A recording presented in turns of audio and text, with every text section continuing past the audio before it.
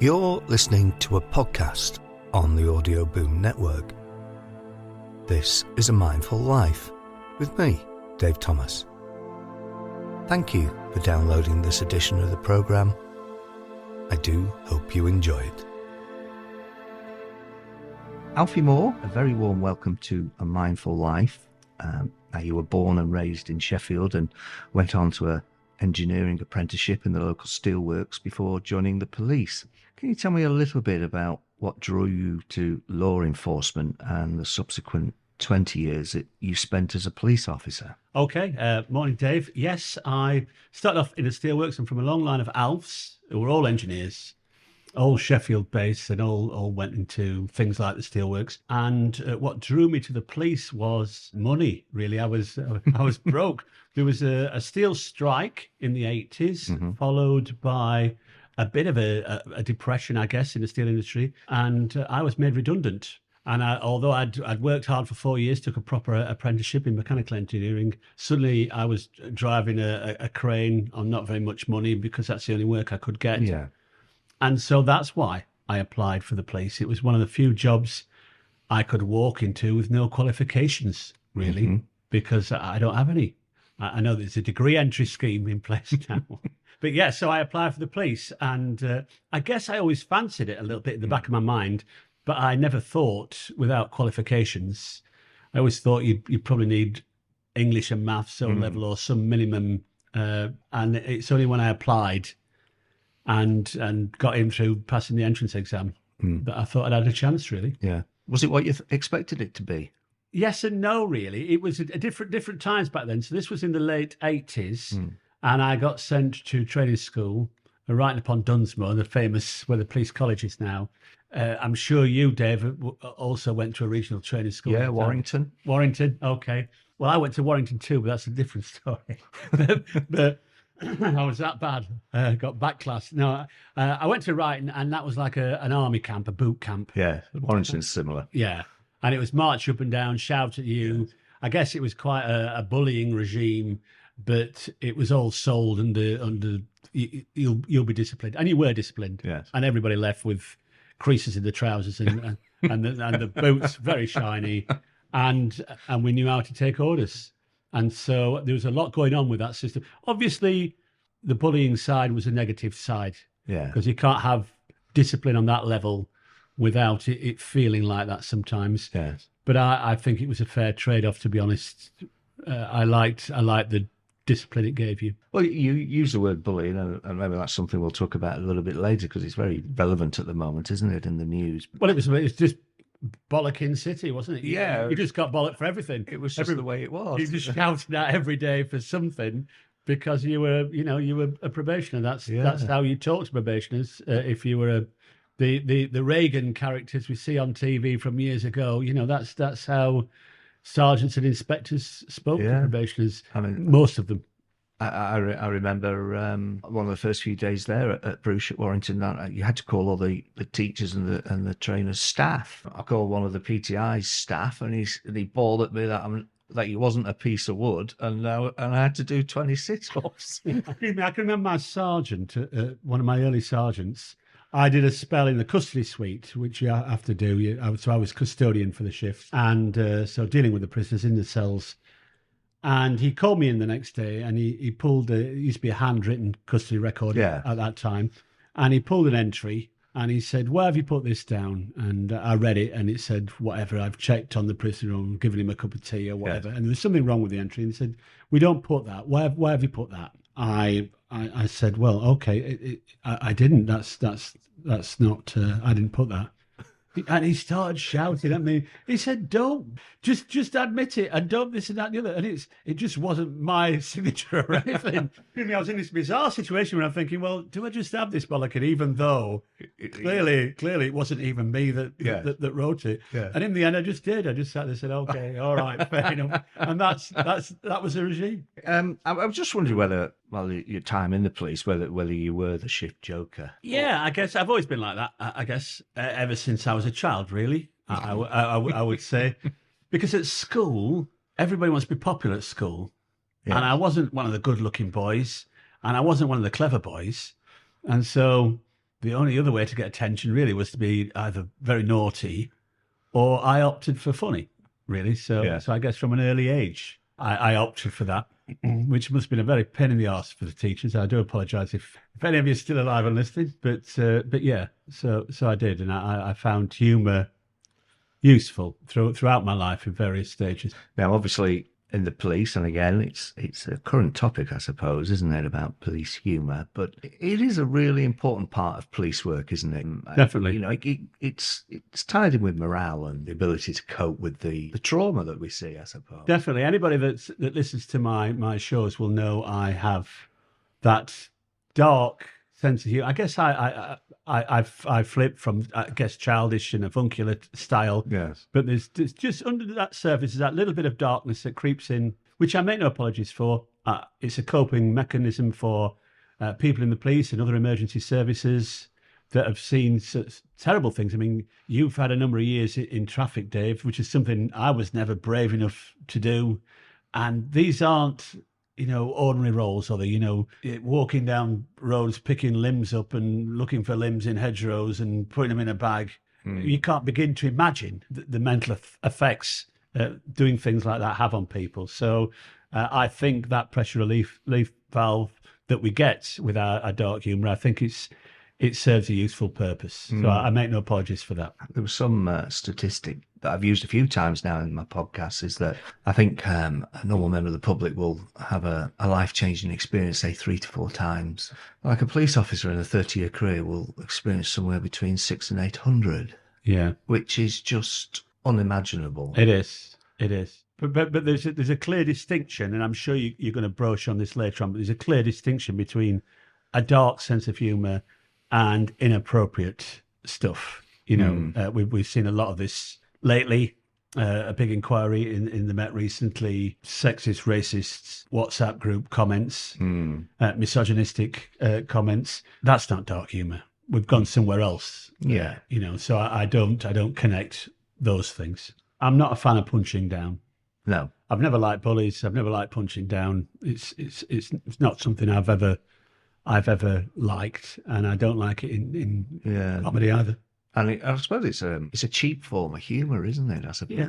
The comedy circuit, you start off doing open mics, you get a bit better, you get paid work, and then you turn up, and a lot of these comedy clubs aren't purpose-built comedy clubs. They are just pop-up comedy clubs every Saturday night in nightclubs or wherever, in the back of pubs, before people go out on the pop. And some of those rooms are really difficult rooms to play with drunk and rowdy people.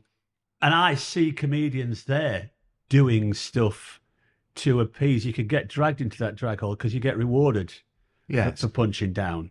If you want to go on stage and do jokes about chavs and druggies, and, they're a certain type of drunken audience may start to lap that up and encourage you to do it. But so you've got a decision to make. Do I stand there and die on my backside doing what I want to do, or do I try and sacrifice myself to this rowdy audience at all costs? And I don't do that. I prefer to die. That's interesting, isn't it? Because you're almost sort of selling your own values, and aligning yourself with somebody else's. So that's an interesting point you make. Well, that's very nicely brought us on to the fact that you decided to leave the police service and head off into the world of comedy. Was it difficult to give up a guaranteed paid career and go forth into the unknown, I suppose? Well, it was a gradual process. So I was fortunate. I've been very lucky with the organisation. I'm not one of these grumpy, bitter ex-cops. I've always got a lot of positivity towards the police. They've looked after me. They've given me a wonderful career. And I've always felt supportive of them. And one of the things they did, when the cutbacks started to come in and they needed to cut their budget, at that time I'd started to stand up, and at that time I'd got somebody who wanted to sign me, a management company in London wanted to sign me. They wanted to take me on tour and take me to the Edinburgh Festival and do all sorts of exciting things. The timing was awful because I'd just passed my inspectors part 1 and 2, which I'd spent a lot of time. It's hard work. Studying for, and I'd just been successful. So I was on the list waiting to get promoted to inspector, which would have been a pay rise of, a good jump up in pay and good jump up in pension. and I just needed to keep my head down for the next 10 years and be normal. And, and I had to go home to my poor wife and say, here's the situation. I'm on the list for promotion. She said, oh, that's great. But also, I've been contacted by this company. At the same time, I've been contacted by this company in London who want to manage me and want to take me on tour. And so I'm in my 40s at this point. And, bless her, most normal wives at that point would say, don't be too daft, get to work, get your inspector's job, and, you get a nice lump sum and a nice pension in 10 years, and don't be so daft. Never mention this again. But she said, follow your dream, if that's what you want to do. Oh, bless her. And so, I mean, I've always had an impulsive side to my nature. She's more risk averse than I, so we're a good mix like that. I was always a gambler, and but the organisation, fortunately, needed to make cuts. Well, not fortunate for them, and they allowed me to take a career break, and so off I went on a career break, and so I got that safety net. So very fortunate for that, and I decided I was going to have a year off, and I was broke after a year, and we were down to the last tin of beans. I went to the Edinburgh Festival. About 6 people came to see me. Nobody knew who I was, of course. It was time to go back to work. And just at that point, I had a bit of luck and got picked up by BBC Radio 4. How did that come about? That came about, that was at the Edinburgh Festival. That started it. I was in a porter cabin in Pleasance car park. These are the sort of big venues I used to play. A porter cabin in Edinburgh in a car park, playing to about 8 people. And I was shaking hands with people as we went out of the porter cabin, which didn't take long. And one lady, she said, my name's Alison Vernon-Smith. I'm a producer at BBC. One of the reasons, and it breaks my heart when people are like, let's cancel the BBC. A lot of TV and media stuff now is all cut up by big agencies. It's all people doing deals in wine bars. It's all created. Even with comedy now, we create manufacture comedians, like we manufacture pop stars sometimes. They'll get a young, cute guy with big hair and skinny jeans, and they'll sign him up at one of the big companies, about 3 big companies that work with TV, and then they'll get him on live at the Apollo, and they'll get him on a panel show, and suddenly they'll build a career. Yes. As you would a pop star. There's a lot of that going on. Somebody like me, with a face for radio at my age, chubby northerner, that's not going to happen. But the BBC still scout for talent the old-fashioned way. They will rent a flat in Edinburgh, and they'll send about 4 producers every week for the whole month. Yes. Which is not a bad gig for them either. And they'll go up to Edinburgh, they'll take over a flat, 4 at a time, they'll have a few glasses of wine, and they'll see as many interesting shows, people they've never heard of, as they can, and to see if they can pick up some new talent. And that's what happened to me. And at the time, I was a bit of a tick in the box at the time, because people were complaining about the Oxbridge accents on Radio 4. Yes. They were saying everybody sounds the same, there's not enough regional accents. Yeah. And then they walked into my show. I thought, we can't understand a word this guy's saying. He'll be perfect. And so she brought her producer the next night. So there's no agents involved in this, none of that. They just wandered in. And like what I did, asked me to pitch a show. But basically, it just sort of evolved. Quite a bit of that was down to producer Alison, because I did an outline, what they call a treatment, which is like a pitch, really, is my idea of how it should go. And it was quite boring. Here's a history of policing or something like that. Yeah. Or here's a topic, burglary. So here's some gags and here's a story about it. Yeah. And here's and it was all a bit bland. Bear in mind, I'd got no experience in writing anything. Yeah. And there was a bit I put in the middle, and I said, well, this is just a 1-minute bit or a 90-second bit of just a moral dilemma. Let's say you get to this job, what would you do? And shout at what you're going to do. And I said, well, just put that just to break the rhythm, because it's a bit boring otherwise. And Alison read this script, which was about 20 pages. And she said, that bit in the middle, that's the show. you just need to throw the rest away and just expand that 1 minute for the next 30 minutes. So credit to her. That's what we did. We turned it all into one story with lots of moral dilemmas in. Yeah. Well, I think it's fascinating because it makes people think, and it also educates people about police work. And unless you're in the job, nobody really knows. No. the No, highs and the lows of being a police officer. no, we learn from I guess people's idea of policing. It comes from line of duty, or I nearly said Dave in the pub, but I've got Dave opposite me. But but people, we don't get much good quality fight. I know there's fly on the wall documentaries which are quite popular for some people, but not everybody watches them. So we form our opinion of what we read in the Daily Mail or what we see on Line of Duty, and a lot of people don't really know the basics or the difficult everyday real-time decisions that we have to make. So, and the BBC, the Radio 4 ethos is to inform, educate, and entertain. So I just need to get some of that bit more of that last bit and write some jokes. But so that falls in with their brief as well. Yeah. To be honest, and I think it's a wonderful opportunity to engage with people because, as you know, Dave, the press is always historically negative towards policing because that's what sells, and I find this very frustrating. I would imagine that for every 10, there's one negative story I should think around policing to 10 positive stories in an average day, and yet nobody will ever know about the positive stories because that doesn't sell. So if you keep printing the negative story all the time, then you get a twisted view of any organisation. And I see that happening more than ever now. Certainly in the last 2.5 years, it's the most negative national press I've ever seen towards policing. And that starts to shift public opinion, perception, more important than reality. And I find that quite frustrating. So for me to have the opportunity to say, well, hang on a minute, let me tell you from the inside what this situation is really like, is I feel very fortunate. I've been given that opportunity and I've got a voice to do that, to add a bit of balance. Yes. Do you remember your first gig that you did? My first gig was in the Greyhound in Louth. You've got to pronounce it like that, apparently. Louth in Lincolnshire. And it was a new act competition. I was the oldest new act in the world. My wife, credit again to my wife, she saw... I like live bands. Yes.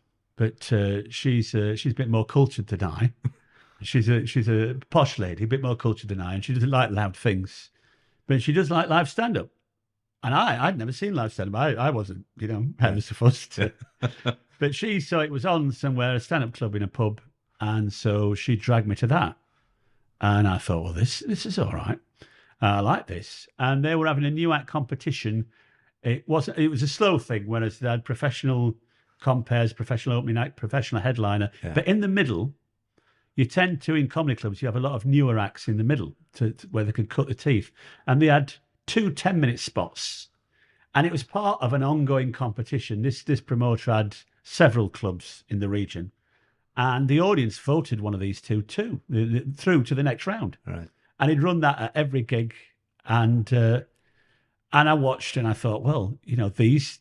they weren't particularly funny. I didn't think these two. And I remember I'd had a couple of pints of Stella, and I turned to my wife and said, "Well, my briefings are funny. This at work." And she said, "Well, put your name down then." And so I went to see the promoter. I don't know what he thought of me because I've gone up with a few drinks with him and said, "Can I put my name down for your competition?" And he said, "Okay, do you stand up?" I said, "Well, not yet, but I think." And he was like, "Oh, says." Not yet, but I'll have a go. I said, okay. Well, are you sure? Because you can't tell old jokes. You got to write your own stuff. Yeah. And I said, well, that's all right. Don't worry about that. So I don't know what he thought to me. He thought, what have we got here? But he put my name on the list, and he said, well, we're full up. But then he said somebody's dropped out. He rang a couple of weeks later. Can you be in Louth in Lincolnshire on Thursday night? And I said, yeah. So the next call was to work to book the day off because I was on a late turn, and I just wrote gags. I just wrote gags all day. I kept ringing my wife about work saying, "Is this funny? Is this funny?" And she'd say, "Leave me alone. I'm at work." And so I just wrote 10 minutes that day, and I turned up in this pub in Lincolnshire, and I was petrified. Yeah, we've been in some scary situations in the police, but that walk towards the mic. Oh, I couldn't do it. The light on you, the silence, the applause stops, the expectation, and you start to speak, and you get instant gratification for the right or wrong reasons for whatever you say. And I did. The other guy did his 10 minutes first, and he'd come up from London. He'd travelled all the way from London because it was £1,000, I think, first prize. So it was worth winning this competition. And he'd travelled all the way from London. And he'd been going ages. He was very confident. But I think I was fortunate that they didn't particularly like Londoners. So that was his card marked, I think. And then I went on after, and I can't even remember a word I said. Yeah. My wife says now that it was the funniest 10 minutes she'd ever heard from me. And I cannot remember a word. I had about 5 pints of Stella because I was petrified. And I just walked on, and I remember the speaker started playing up, and I did about 5 minutes, stood talking to the speaker, and I can't even remember anything I said. And they voted me through. And so that was, and then the next round of the competition was my next gig. So I didn't do anything else in between. I just wrote, and I thought you had to write a different 10 minutes every time. I was going to ask you if you told the same joke. Yeah, no, I wrote a different 10 minutes. Only when I got to the final, somebody said to me, you don't have to do a different one. I said, no, don't you? I didn't know anything. So I kept that quiet. And I didn't tell anybody. Yes. And I never mentioned policing because I was a bit embarrassed, that I might make a fool of myself. So I kept it quiet. And then when I got through the next round and ended up in this final with about 12 people in the final, I thought, I need to get a bit of practice. So then I started to travel about, do some open mic spots with varying levels of success. Sometimes talking to myself, walking off to the sound of my own footsteps, room full of people that hated me. And I thought, there's nothing... You can drive for 2.5 hours to do a gig, and then you drive home without the radio on in total silence while you think, what have I just done? Why have I just humiliated myself like that? I've got a proper job. Why did I do that? And then I had to cough the job because the final happened to be in Scunthorpe where I was working. And that's where the final of this new act competition, he decided to do it in Scunthorpe. It was a regional thing. He was all over the North East, this guy, but he put the final in Scunthorpe. And so at that point, I had to tell colleagues... I couldn't. Did you have the nightmare of them all coming to watch you? Some did, and do you know what? They were very, very supportive, and I've found that with police colleagues. I mean, you'll always get some that don't like anybody achieving anything. There's nobody grumpier. They normally drive the van on the shift, don't they? Yeah, exactly. There's nobody grumpier or more cynical than coppers. And if they could see you doing well, and you have a chance to escape, and they don't like that one bit, But yeah, I would say that there was a good turnout of police that were very, very supportive. I didn't win the competition, but all the people around me are much more experienced, and I guess that was the first sign that there could be something in it. If I'm sort of walking on the same stage with these people that have been doing it, a while, and I haven't, then there might be something in it for me. This might be something that I could be good at. I thought in the early stages, that was the first time. And history has shown that you are. Right. Well, thank you. Yeah. It's there's nothing more subjective than comedy. So I know that some people like what I do, and I'm very grateful that they support me, but there'll be people that hate the sound of... You get all sorts of criticism, and you get also... Everybody's a critic these days, aren't they? Everybody's a reviewer. They can all go onto Facebook and give their view, or on Twitter and give their view. When the radio show's been on, sometimes I see these things on social media. Some of them say, "Oh, that Alfie Moore, it's quite interesting and quite funny what he's saying, but I cannot stand the sound of his voice." you'll read all these things. So I know some performers that never read reviews for that reason, because it would break them. But I'm not like that. I'll take the good with the bad. Been lucky enough to see one of your shows, and you do have a nice touch at the end. I think because of COVID, you've had to cut back a little bit, but you do personally say goodbye to the audience as they leave, and I'm just curious if anybody has given you an opinion that you weren't expecting. All right, that moves on. The trouble is with shaking people's hands. If you've got like 150 seater or something like that, or going up for 200, and you've got a big foyer, that's fine. Any more than that, the bigger rooms, and you create a bit of a bottleneck. And of course, the theatre don't like it because people want to get out. Yeah. And you're there shaking hands. And if everybody keeps moving, that's fine. It's a bit like the Royal Variety. Everybody keeps moving. That's fine. But I had one guy, and he wanted to chat. So if anybody says, "Oh, can I have a selfie?" You just just stand aside for a minute, and I'll finish greeting people, and then we can do that. But this guy, he just started talking to me, and he was wearing a badge, the prostate cancer badge, and he asked me if I'd have had a check, and I said no, I've not had a check, and he said, well, you need, and next time you have a medical and have a blood test, and it's been really useful. I said, oh, that's really good to know, thank you. But the queue's getting longer, and I'm conscious of that. And then he's showing me how to check myself. And that was a bit of a weird moment where he's saying, and it was all the best intention, but I've got this guy telling me how to check for prostate cancer, and he didn't have a pair of curtains. No, he didn't. No, he didn't. But that was a memorable one. I suppose that does nicely bring us on to the subject of comedy. It's a subject that's always made people examine their own views and values, and perhaps comedy can tackle different subjects that perhaps other genres can't. Recent events in both the policing arena and the professional comedy circuit has caused some offence to some people. I'm curious as to where we draw the line, and indeed who decides what is offensive. That's a big question at the minute. I've never known the world so polarised as it is now, with the so-called culture wars, wokeism, the label it's been given, versus freedom of speech. And really, really interesting times. Worrying times, really. I think we're less open-minded than we have been for a long time. How much of that is a younger generation that want to challenge, and how much of that is social media, really? Obviously, the downside of social media is it's easy to pick the friends around us. We have people that agree with us, that follow us on Facebook. If anybody says something that we don't agree with, it's easy to block them, tell them to get lost and press a button.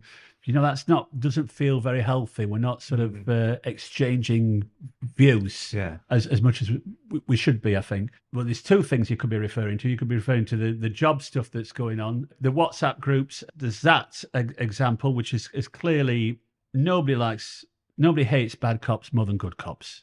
Quite. The first thing you've got to do in order to get good quality candidates, and I'll not get on my soapbox at this point. It's easy for me to do that. Theresa May dropped the starting wage for the police £4,000. That's got to affect the quality of recruits. She also changed pay and conditions, reduced the pension, did different things. Budget cuts, 22,000 cops less. And that meant everybody was working not just harder, but made it impossible to do the job. Everybody got a tray full of work. They couldn't get round to it. A lot of good people left. Now, I don't know about you, but I can never remember in my policing service people leaving. Nobody left. If anybody left, we talked about it for months. Dave's like, I can't believe it. What did we do wrong? We talked about it for months because it was such... And now people in the last several years have been leaving, all lengths of service, experienced officers that we couldn't afford to lose. And the people that leave tend to be the ones that have got something about them because they could create opportunities outside the job.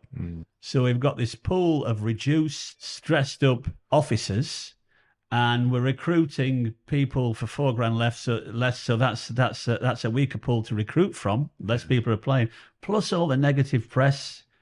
People don't want to join. So again, that's affecting the quality of recruits. And we've almost got this perfect storm at the minute. So it's very, very difficult times. But basically, I would say if pay them well and respect the role, but if they do anything wrong, just hammer them. If they're doing it, I would have a rule, whereas if you're in a position of trust, whether that be a police officer, a politician, and you get convicted of a criminal offence, it's just double. Whatever the charging standard, whatever the sentencing guidelines are, just put a ×2 if they're a cop. If you don't like it, don't be a cop. If you're a politician, maybe one or two other occupations, just give them double. And I know there's a lot of unprofessional behaviour that's highlighted, but it's a two-way thing, this, in my view. Of course, as a public service organisation, the police have to be respectful and engage with the public. That is their job. But it's still a two-way street. I see some awful, disrespectful behaviour towards police officers. If you're going to be rude and disrespectful and shove a smartphone in their face and start recording them and try and wind them up to get a bite, and then expect a professional, measured response back, that's a really difficult thing to do. Do your bit, respect these officers. As for a measure, like the Jimmy Carr recent example, we can only use the law. Really, we can't have a system where people decide that's inappropriate, that's not. We can only use the law. What else can we use as a measure? It's far too dangerous letting people decide what's appropriate. The cancel culture is something that's being mentioned. Some people say that doesn't exist. Some people say, a lot of people from the left say it's a made-up thing by the right, and there's no such thing as cancel culture. And they'll cite people like Jimmy Carr and Louis C.K. and comedians like that are doing whatever they do, and they're still doing it. They've not been cancelled. So how much it exists or not at this current time is debatable. There's two measures to a gag from my point of view. If I guess it's like the CPS and our charging standard. There's two measures. There's the evidential test. Yes. That an offence, the evidence has to pass. The evidential test, and there's a public interest test. And I guess it's the same with a gag. Finally, Alfie, I wonder how important laughter and comedy is in your own life, and do you laugh at your own jokes? Yeah, I do. I do laugh at my own jokes. People tell me not to do that when I start doing stand-up. If I say something funny, if I've never said it before, or certain lines always make me laugh, and I sometimes have a moment where I just have a giggle, and people say, "Oh, you can't do that. You can't do that." I think Billy Connolly used to do it quite a lot. And he's done all right, hasn't he? So. Yeah. I'm having fun. I'm genuinely having fun when I'm performing. And I think it's infectious when you see somebody on stage who is genuinely enjoying themselves. I have a lovely, lovely time. I won't want to be doing anything else. It's when you start doing stand up, you start to think, okay. I've obviously gone to a bit later, but you start to do stand up, you start to get paid work. You might get a break on radio. There's other ways to do it. Adam Kay wrote a book and just had a TV show, but you're thinking, okay, then we move on to TV, and then you've made it, and you do a bit of live work, maybe a bit of a tour on the way to that goal. And then you suddenly start to think, well, hang on, actually, this is what I want to do. I want to go around. I want to be a touring comedian, which is what I am, and I want to go around to lovely little rooms like Darwin last night, and I just want to play for some nice people and just have fun. I could say, do you think you would lose the magic if you started playing the bigger venues, the 500 plus? And yeah, I don't know what that limit is. 500 seems okay. I've done them that sort of size, and that seems a nice room. I should imagine once you start to get bigger, up to a couple of thousand, there's a point when it stops being stand up. It stops being that everybody, that intense, everybody crowded round you. There's a point that stops. I'm not a fan of arena comedy. I don't think that can be stand up. I don't understand how it works, because there's a 2-second delay. I think the comedian can still hear the end of his last joke, and I don't even understand how the timing works and how people can feel connected. Big screens, I just don't get stadium. Well, you say you like stand up. I think it's more than that, because, like I say, I've seen one of your shows, and you really do get involved with the audience. It really is a two-way thing. Yeah, that's the beauty. I'm a compulsive writer, really, and I have to be. If whatever Radio 4 keeps investing in me and saying we want another 6.5 hours of radio record quality, that's so I might be on stage for an hour, and that's edited down to 30 minutes, and I'm writing 6 of them a year. Everyone feels like writing a new Edinburgh show, so I'm writing 6 Edinburgh shows a year, which is like it's a ridiculous amount of something to do on your own. And so I spend a lot of time doing that. But that suits my personality, because there's some comedians that are still doing, there's lots on the speaking circuit, and you see they're acting, you don't see them for 5 years, and then you see them again, and it's word for word, expression for expression, and they're just reciting. Yes. And I just, that wouldn't suit me at all. So I want every gig, I like the audience, I want every gig to feel different. I want to be generating material all the time, and I'd get bored very quickly if I did the same thing. Well, I suppose it gets to the point of you telling the same joke. It stops becoming funny to you. Yeah. And therefore the audience can sense that. Yes, do you know, you've hit a very good point, and it's not really perceptible. I remember I first started recording. I used to put a little video camera at the back. I started recording to pick up the mistakes and little tics you've got on stage that you don't realise you're doing, and I was to improve my performance. I'd have a joke. A joke has a life cycle. I didn't know this, but this is what it proved to me. Whereas you'll try a bit of material, it's very rare that you'll get the timing right or the words right to start with. So you'll keep tweaking and tweaking and tweaking, and maybe after a few months, it peaks, that joke. and you deliver it perfectly, and you still got the glint in your eye, and you're still enjoying the gag, and you get the best response. And then after a period of time, the response starts to dip. And I thought exactly that. That must be me bored with a joke now and not delivering it with the same enthusiasm. And I've watched tapes of me telling the same gag or doing the same routine a year apart, and that one takes the roof off consistently, gets a really good response. And I watch me performing the same gag, and I can't tell any difference. Every expression, every emphasis, the timing, I can't tell any difference between that delivery, but the audience can. So it's that subtle, it's that fine that they know I'm bored with it. And I don't even know I'm bored with it yet. I mean, I'm very fortunate, I keep saying with the BBC, but I'm a massive fan of BBC Radio 4 because they let me, they trust me, and they say, you know, write us a new show, and, you know, what you want me to write about, just please yourself, you know. You know, occasionally there's been scripts, because I like to talk about sort of quite dark subject matter. And again, I've got to the point now after 6 series where the audience, I've got that trust with them. So if I want to talk about a sexual assault, you know, that sounds awful to do that in a comedic way, but actually it's very powerful, and it's doable. And I want to talk about mental health, and I want to talk about these things using comedy. It works. But of course, you understand the BBC being a bit nervous, so the scripts have gone to the lawyers before, and they've gone to the policymaker at the top corridor at the BBC. But they've always come back and said, just do it. Well, Alfie Moore, it's been an absolute pleasure. Thank you so much for giving me your time today. Pleasure. Thank you. Thank you for talking to me, Dave.